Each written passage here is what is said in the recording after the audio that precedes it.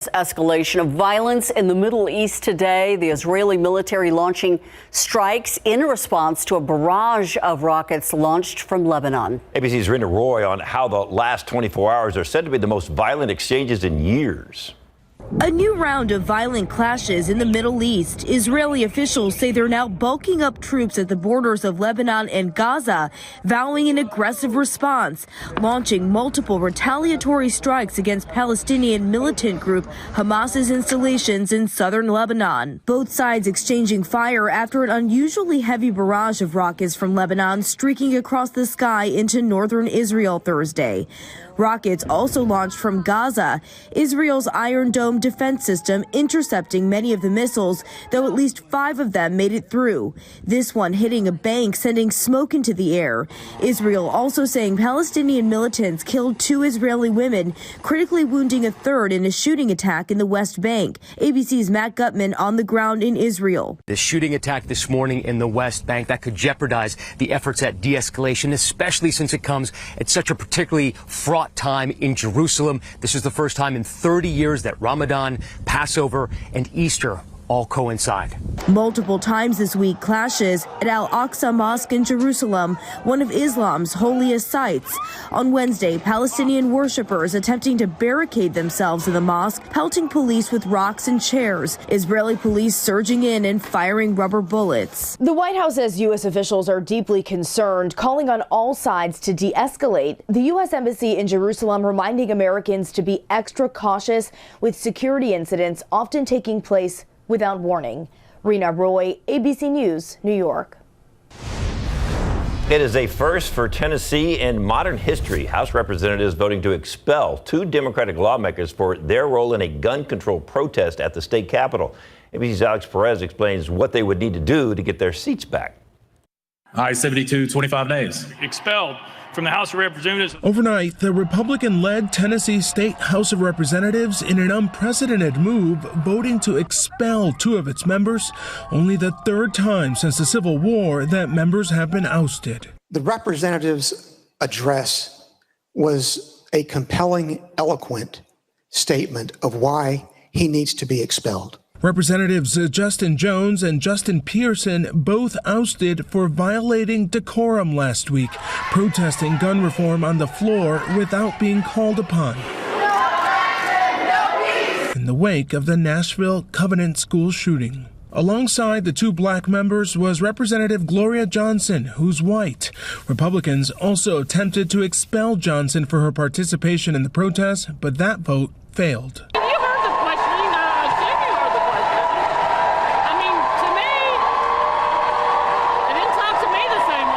My friends in school all call me Little Miss Law and Order because I'm a rule follower. And I know that rules sometimes have to be broken and sometimes you have to get in good trouble. Tensions boiling over on the House floor during the vote from both sides. The representatives' outrage and calls for gun reform stemming from that fatal shooting at a Nashville Christian elementary school, killing 3 9-year-olds and 3 faculty members. Gloria Johnson was the only one who had defense attorneys speak on her behalf on the House floor during that vote. The ousted representatives could rerun for their seats in a special election if they so choose. Alex Perez, ABC News, Nashville. The number of RSV infections is apparently returning to normal levels after a rough winter. According to the CDC's recent report, infection rates dipped during the pandemic due to the closure of schools and masking. RSV symptoms are like a common cold with a runny nose, coughing, sneezing, and a fever. But children under 5 and seniors are most susceptible to severe cases. Before COVID, RSV often followed a seasonal pattern, but in 2021 and 2022, the season started early and then ended later than usual. The CDC is cautioning that off-season infections, however, may continue.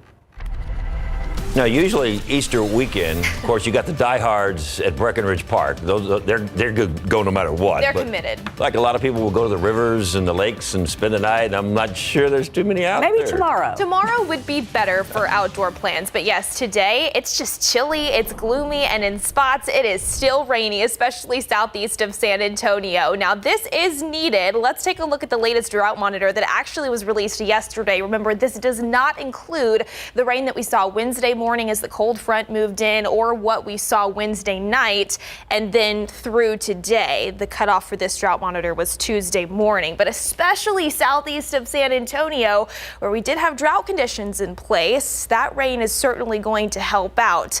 Unfortunately, though, wish that we could see some more development here in Bexar County, points farther up to the northwest, because that's where the worst drought is currently in place here in south central Texas. But yes, still have that widespread batch of rain pushing through the southern and eastern reaches of our area this lunchtime hour. Again, all of this is just going to continue pushing farther up to the northeast. So that's going to move into Lavaca County, already moving into Gonzales County, and that will continue to filter through portions of DeWitt County over the next several hours. Now, here in San Antonio, we do have a few light showers that are pushing across Bexar County, but you can see because of just the thick cloud cover in place, that cooler air, and those soggy conditions, we are in the 50s right now, and we will likely struggle to climb out of the 50s throughout the remainder of this Friday. But yes, if you have any weekend plans, tomorrow stretching into Easter Sunday, those thermometers will warm up, and we actually are expected to see some peaks of sunshine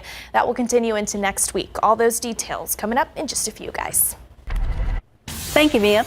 OPEC's news of cutting oil production is driving our prices for gas up. What other factors are affecting the increase in costs? And Southwest CEOs got a major pay increase before that crazy holiday meltdown. Could they have seen that coming? We'll find out after the break. And what caused rapper Coolio's accidental overdose? One drug being the cause of an epidemic in America. We'll explain.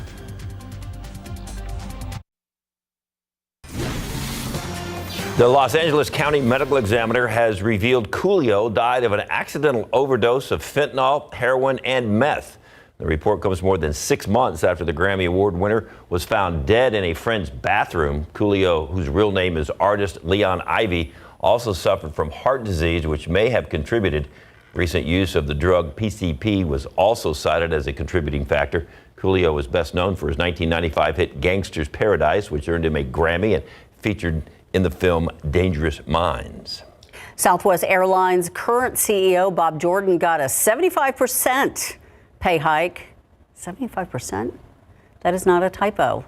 To be promoted to CEO last year, that was 10 months before the infamous travel meltdown. When he took over in February 2022, Jordan was moving up from an executive vice president position, and the pay hike was part of his promotion. His total compensation package last year came to $5.3 million, up from $3 million in 2021. Southwest's operational meltdown over the Christmas vacation prompted the cancellation of more than 16,700 flights between December 21st and the 29th. If you haven't already noticed, gas prices are going up again. According to AAA, the average cost for a gallon of gas rose 7 cents last week to $3.55. Part of that is due to OPEC. The political club surprised investors last week when they announced that they were going to plan on cutting production by over 1 million barrels a day. That hadn't happened yet, but due to the start in a month, but it still sent the crude prices up. Also, economic issues outside of OPEC are at play. Demand for gas rising while supply is decreasing. So relief on prices in the short term, unlikely. It is likely, on the other hand, that we're going to see this picture all day long, Mia. Yep, just very gloomy out there, and at times we've seen the raindrops out there on live cam as well. It's possible that we find, yes, some more passing on and off showers here in San Antonio. Better chances of finding rain southeast of Bexar County this Friday, and because of that, it's still going to be chilly out there this afternoon. 51 was our morning low. Antonio, and because of that cloud cover and rain, we haven't really budged a lot in terms of temperatures. 53 right now. Warmer this weekend, though, and into next week, and drier as well. Those details after the break.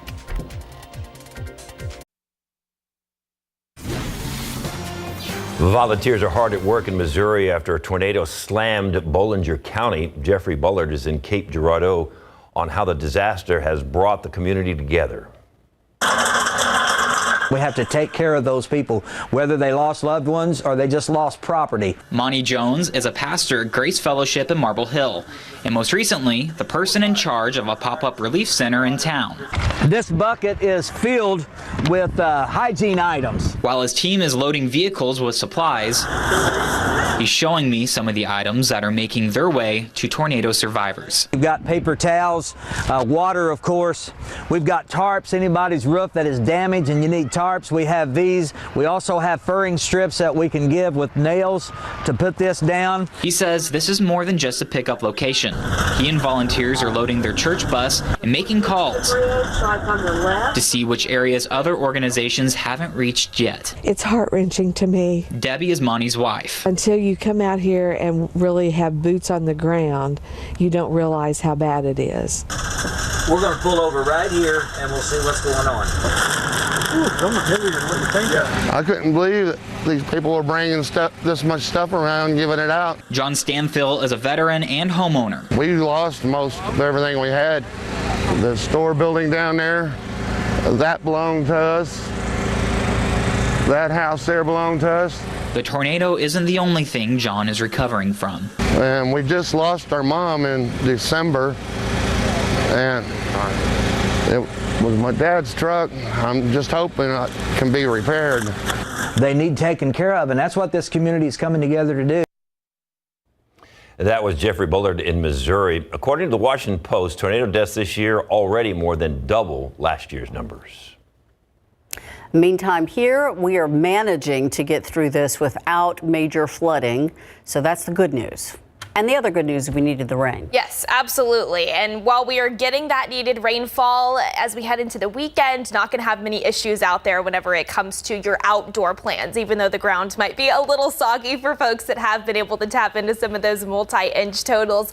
Let's get you a look at our weather headlines, what we're going to be monitoring here, not just today, but into this weekend and yes, into next week as well. Throughout the remainder of this Friday, again, more passing on and off showers, a couple of isolated rumbles of thunder certainly possible. So while you probably are not going to need it constantly all day here in San Antonio, still keep the rain gear handy because we could find a few more splashes before the day is done. Into Easter weekend, we are drying things out. I think a stray lingering shower may be possible first thing tomorrow morning with some patchy fog, but then that's it. I do think we will find more peaks of sunshine by tomorrow afternoon as well. Temperatures are warming, upper 60s for your Saturday. We're in the low 70s on Easter Sunday. And then as we head into early next week, more 70s are expected, and we do still have a few isolated chances for rain in the forecast, especially by Monday, and then a stray shower into Tuesday. But let's once again just kind of take you through a little tour of what we're monitoring out there on the radar right now. The bulk of the activity currently off to the south and east of San Antonio, but here in Bexar County over the past hour,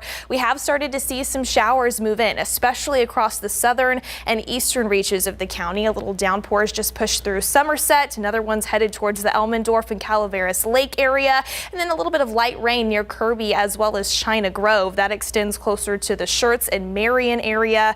And then we also have another healthier downpour that is now moved to the east of Seguin and south of New Berlin. More of that rain pushing through DeWitt County, approaching Gonzales County as well, especially southern Wilson, northern Karnes, where we've seen some of those higher totals. We're keeping eyes on that batch of rain that is moving through this lunchtime hour. More is behind it near McMullen, Live Oak County. And again, all of this is moving farther up to the northeast. So we'll need to keep eyes on road conditions, especially southeast of San Antonio. For us here in San Antonio, monitoring what could potentially develop here off to our southwest. You can see a little shower there has just passed through the Pearsall area and is closing in on Divine and the I-35 corridor. Here on your Futurecast, the general theme to take away from this is just that we could find some additional on and off passing showers throughout the remainder of the day through Friday evening plans. And then again, by wake up time tomorrow, a stray lingering shower possible.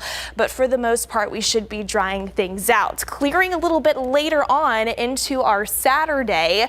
Mostly cloudy skies for the majority of the day. Highs are in the upper 60s. But then as we head into Easter Sunday, low 70s are expected. So that warming trend is going to continue. But until then, it is just gloomy and it is chilly out there right now. We are in the 50s here in Bexar County, upper 40s in the Bernie area, 49 in Bandera, 52 over in Rio Medina. So we'll continue to monitor those rain chances today. Yes, better tomorrow and Easter Sunday. Temperatures warming into the low 70s. More 70s continue next week, maybe even a few low 80s by next Thursday. Thank you, Mia. Actor Owen Wilson plays a caricature painter based on Bob Ross in a new movie. How the film depicts this painter's darker side in a humorous way. Coming up. A former band member from Motley Crue suing the band for missed earnings. How the guitarist plans on getting records that can help him win this case.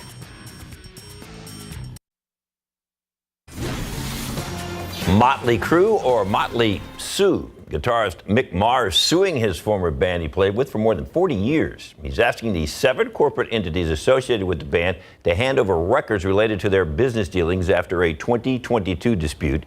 Comes from Mars notifying the band that he'd be retiring from touring due to a medical condition. In the lawsuit, Mars claims that the band tried to oust him altogether and diminished his earnings he claims he's entitled to. The litigation lawyer for Motley Crue says members signed a 2008 agreement that any resigning shareholder would not be entitled to any of the money from the tours.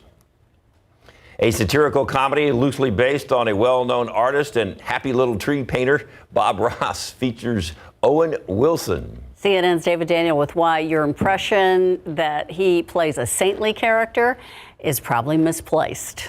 There is nothing like having the one you hold dearest, nearest when the world turns cold. Thanks for going to a special place with me, Carl Nargle. Owen Wilson is a small-town public television celebrity in writer-director Britt McAdams' Paint. He carries himself like somebody who's pretty happy with the way his life has worked out. Don't let fame bring out the worst in you.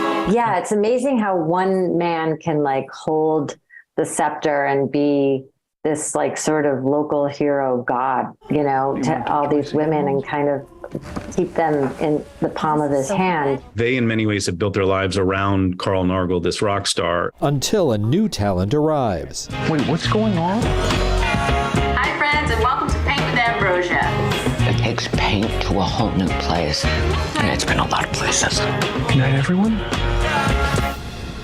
I've never seen him that mad. Sometimes in adulthood, you go down one path and you choose to stay there for way too long, and it's upsetting. It's hilarious to watch from the outside, but it's upsetting. I think it's always kind of funny and interesting to see somebody who's very content with all the accolades to, take a fall.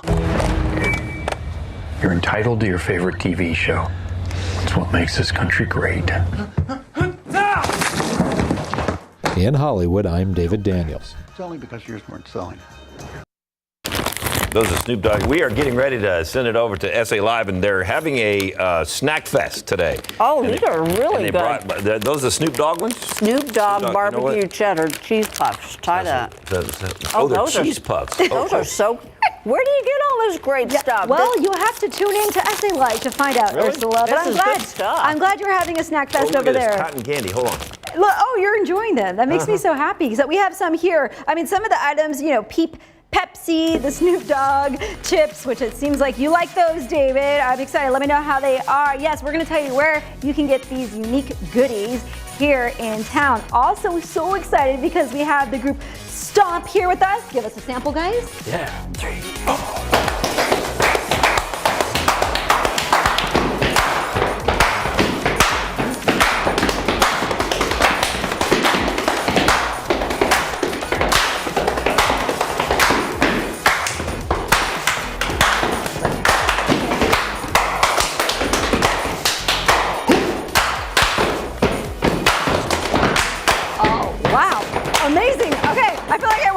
in here. But I think that was great. But there's other things that you might want to. Now we want to search your studio and find other instruments. Okay, you guys have fun doing that. Also, it's a Magic Friday. Scott Pepper is here. Hey, Scott, Jen. you're giving us a preview of some Yeah, magic. sure. I thought I'd show you something. 1, 2, 3 poker chips here, and the first time it happens pretty quick. If you watch, one jumps from over there.